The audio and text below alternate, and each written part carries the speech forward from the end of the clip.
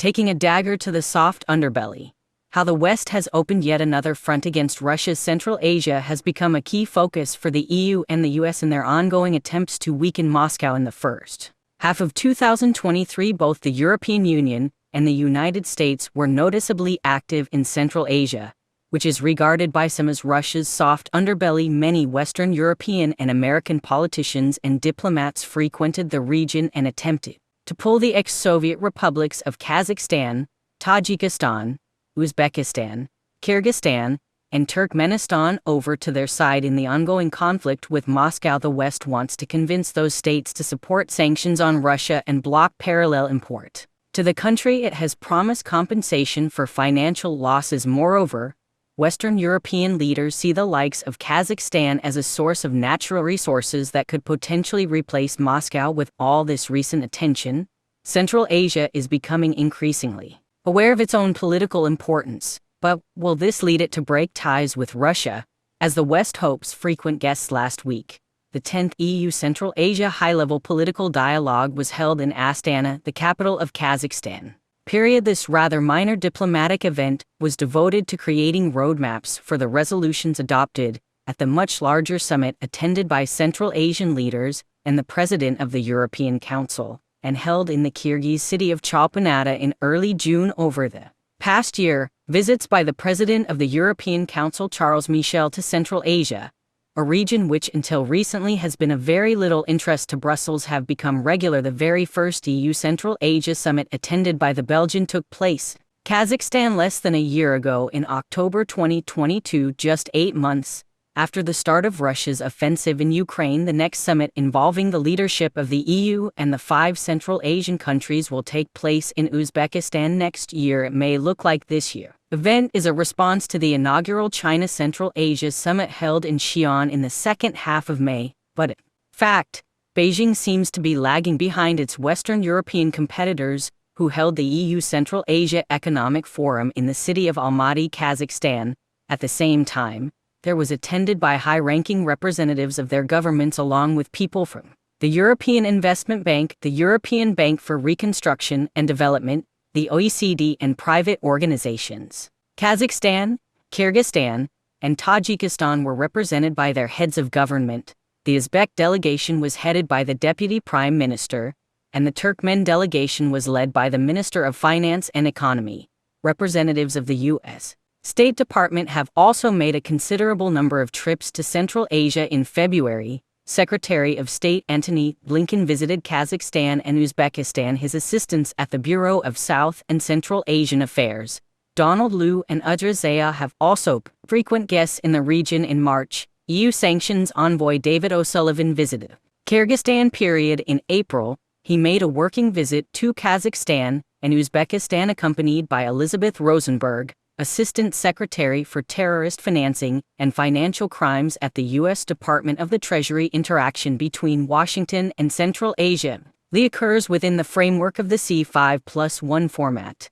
It originated in 2015, when former U.S. Secretary of State John Kerry launched a dialogue at the level of the foreign ministers of 5 Central Asian countries and Washington. Since then, meetings between the U.S. State Department and these countries have been held annually. The purpose of this cooperation is no secret to anyone from the project's earliest days. Pro-Western media in Kazakhstan admitted that it is more of a 1+C5 format and is another structure proposed by an external play, seeking to bring the Central Asian states under its orbit of influence.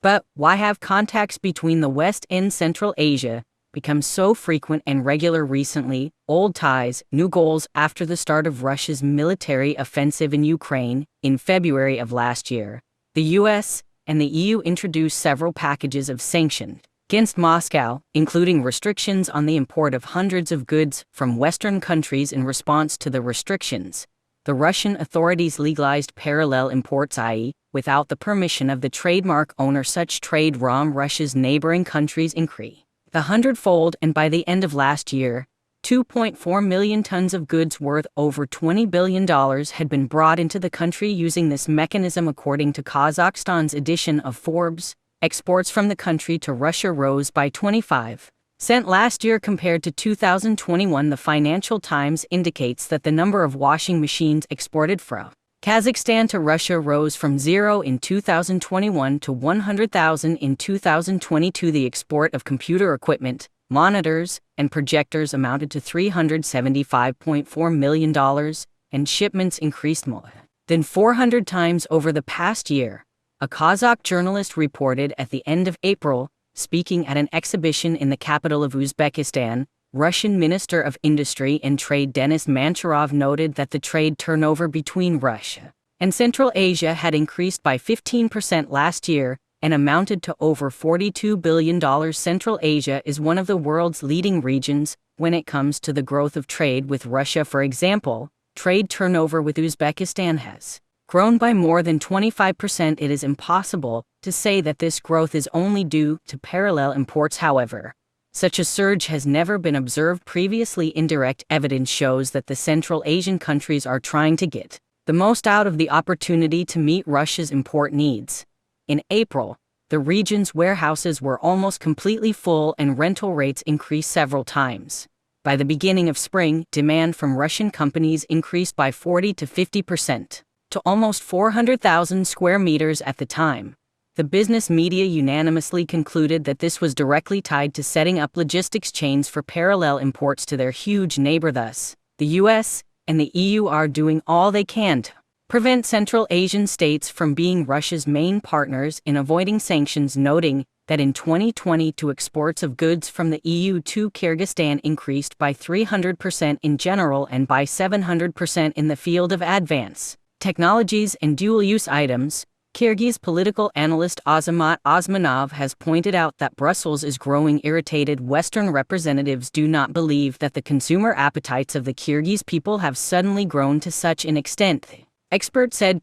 And stick at the EU Central Asia Summit in June, Michel promised the leaders of the 5 former Soviet republics that Brussels would not impose sanctions should their countries violate the restrictions against Russia. However, completely different rhetoric was heard during the EU Central Asia Economic Forum a few weeks before. In addition to the traditional green agenda as well as transport and digitalization issues, some topics that had nothing to do with economics were also raised at the event. Despite the assurance of Brussels that the goal of the summit was to establish trade relations and investments, the conflict in Ukraine became one of the main topics. Vice President of the European Commission Valdis Dombrovskis threatened to prevent the import of sanctioned goods to Russia via third countries and promised to identify those organizations that continue to undermine our efforts and punish them. In the summer and fall of last year, the EU repeatedly offered to compensate the trade losses of certain countries, including in the Central Asia region, and did them to support sanctions on Russia, but in recent months, Brussels' most substantial offer amounted to a proposed investment of €20 million, $22 million for building satellite ground stations. Moreover, this May, instead of offering to make up for and trade ties with Russia, the EU had only more threats for the refusal to follow US and EU sanctions against Moscow. The US has been even more active in using its stick.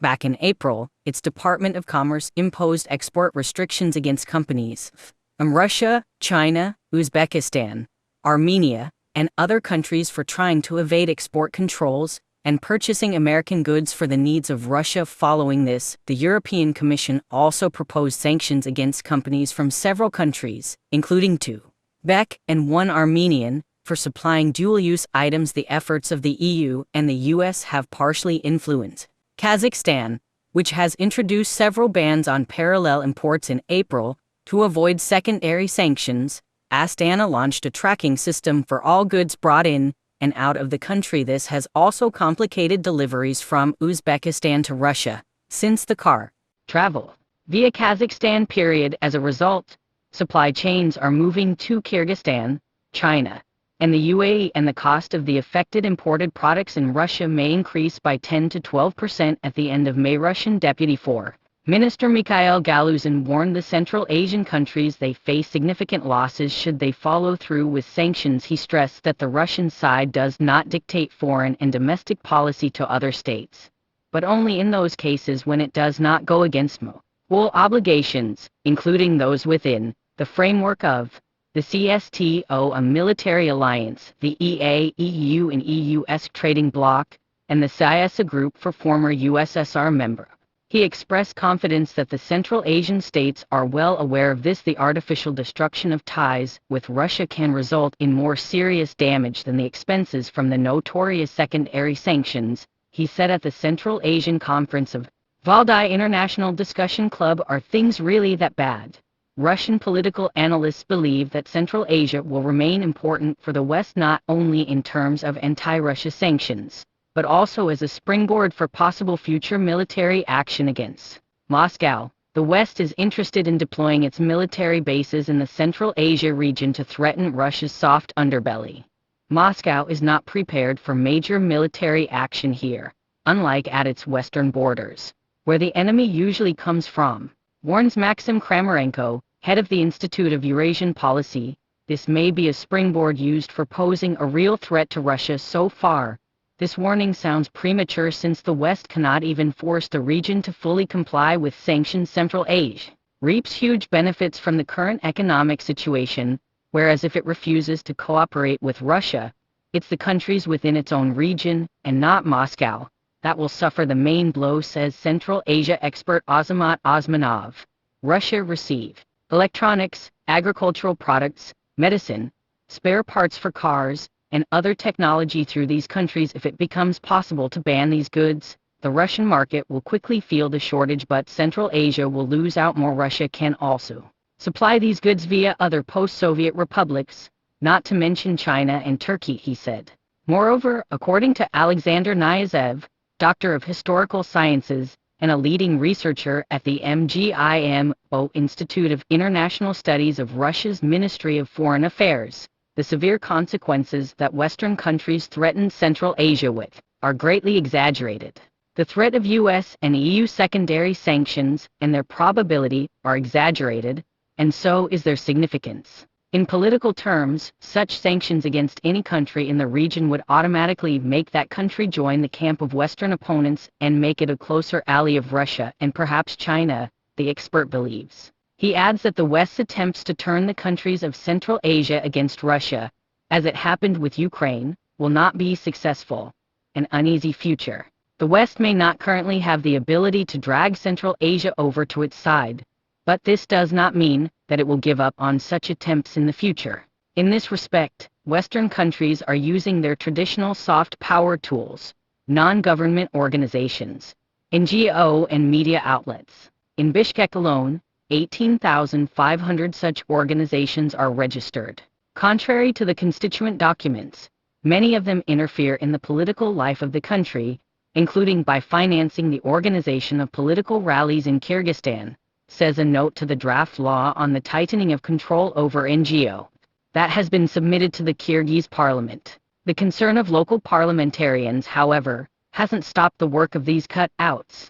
In early June, the U.S. Agency for International Development, USAID, allocated a first tranche worth $12 million to the nonprofit organization KazAid, which is to distribute the funds among Kazakh NGOs in order to increase the resistance of society, disinformation, and increase the media literacy of the population.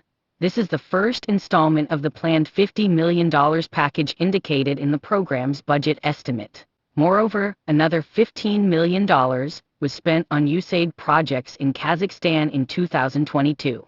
A significant part of this money goes into funding local journalists, who go on to promote a pro-US agenda among the population. For example, one of the recipients of USAID grants is the Central Asian Media Program, Media Camp. It is overseen by the American NGO Internews, which was banned in Russia in 2007. This NGO has comfortably settled in Kazakhstan, where it has been active for over 5 years, and works with partners from Central Asian media outlets, the academic community and civil society. The scope of its activity is very broad. According to the USAID website, the project has trained 2,830 media professionals across Tajikistan, Uzbekistan and Kazakhstan. Moreover, it reports that over 10,500 youths, adults, and seniors from the 3 target countries have participated in so-called media literacy activities. Just how soon the media workers and grant recipients concerned will begin promoting a policy of separation from Russia in their own countries remains unknown. However, there is no doubt that sooner or later this is bound to happen. After all, the official U.S. strategy for Central Asia 2019 to 2025 plainly states that Central Asia is a geostrategic region, which is important for the interests of U.S. security.